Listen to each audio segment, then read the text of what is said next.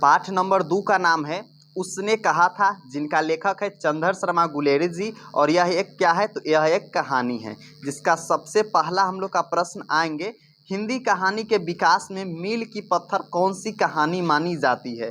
Option number A है उसने कहा था, ऑप्शन बी है पंच परमेश्वर, ऑप्शन सी है पुरस्कार और ऑप्शन नंबर डी है मंगर। तो उसने कहा था कहानी को हम लोग हिंदी कहानी के विकास में मील के पत्थर की कहानी के नाम से भी जानते हैं। ठीक है, कौन सी कहानी को, तो उसने कहा था कहानी का हो जाएंगे।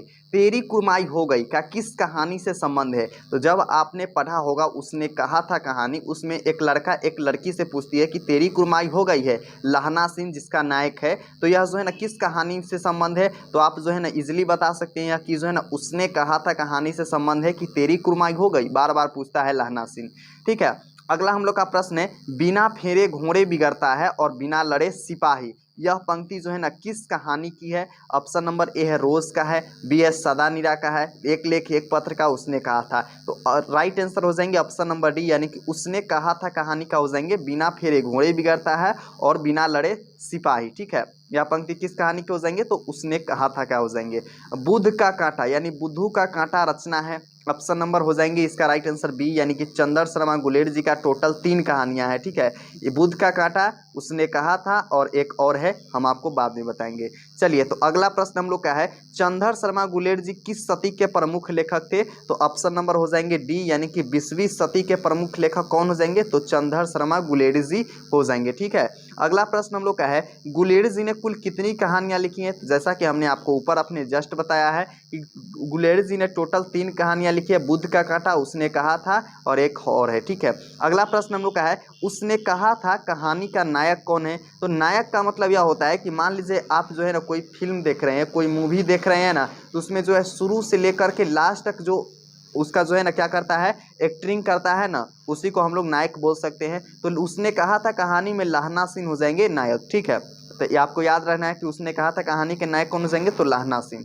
अगला हम लोग का प्रश्न है, उसने कहा था कहानी है, यानी उसने कहा था कहानी किस प्रकार की कहानी है, कहने का मतलब यह क्वेश्चन का है, युद्ध की कहानी है, दिव्य प्रेम की कहानी है, प्रेम पर बलिदान होने की कहानी है, और इनमें से सभी का। तो राइट आंसर हो जाएंगे ऑप्शन नंबर डी, यानी कि इनमें सभी था, क्योंकि इसमें युद्ध भी होता है, अमेरिका से जर्मनी से और भारत से युद्ध भी होता है, अंग्रेज के लिए लड़ रहे हैं, उसके साथ दिव्य प्रेम की भी यह कहानी है, और प्रेम पर बलिदान लहना सिंह हो जाते हैं, तो यह तीनों का हो जाएंगे। ठीक है, अगला हम लोग का प्रश्न है, उसने कहा था कहानी में किस शहर का चित्रण किया गया है, तो ऑप्शन नंबर ए है अमृतसर का, ऑप्शन बी है लुधियाना का, ऑप्शन सी है जयपुर का, ऑप्शन नंबर डी है लखनऊ का। तो उसने कहा था कहानी में अमृतसर का क्या चीज चित्रण किया गया है, अमृतसर शहर को चित्रण किया गया है।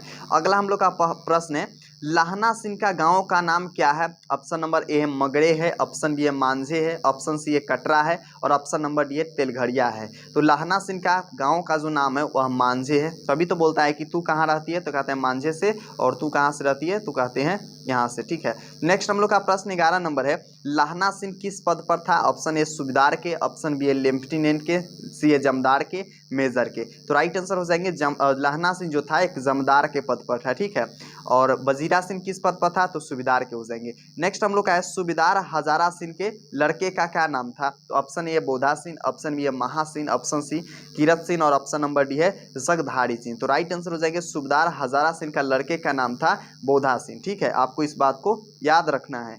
अगला प्रश्न हम लोग का है, भारतीय सिपाहियों का किसके साथ संघर्ष हुआ था, ऑप्शन ए फ्रांसीसियों के साथ, ऑप्शन बी है तुर्कों के साथ, ऑप्शन सी है अंग्रेजों के साथ, और ऑप्शन नंबर डी है जर्मनी के साथ। तो क्या हो जाएंगे राइट आंसर, तो राइट आंसर हो जाएंगे ऑप्शन नंबर डी, यानी कि भारतीय जो सिपाही था उसको जर्मनी के साथ युद्ध हुआ था, यानी जर्मन युद्ध हुआ था।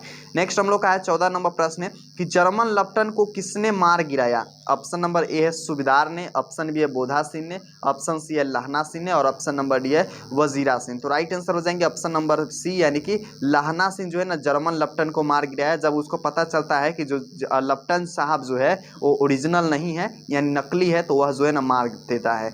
अगला हम लोग का प्रश्न है 15 नंबर, सिख राइफल के जमदार लहना सिंह का नंबर क्या था। तो जब अंत में कहानी की समाप्ति होती है तो उस हमें जो है ना एक आर्टिकल में आता है कि सिख राइफल जमदार लहना सिंह जिनका नंबर था 77, उनको जो है ना एक शहादत हो गई है। तो इस प्रकार से आते हैं, तो 77 हो जाएंगे इसका राइट आंसर।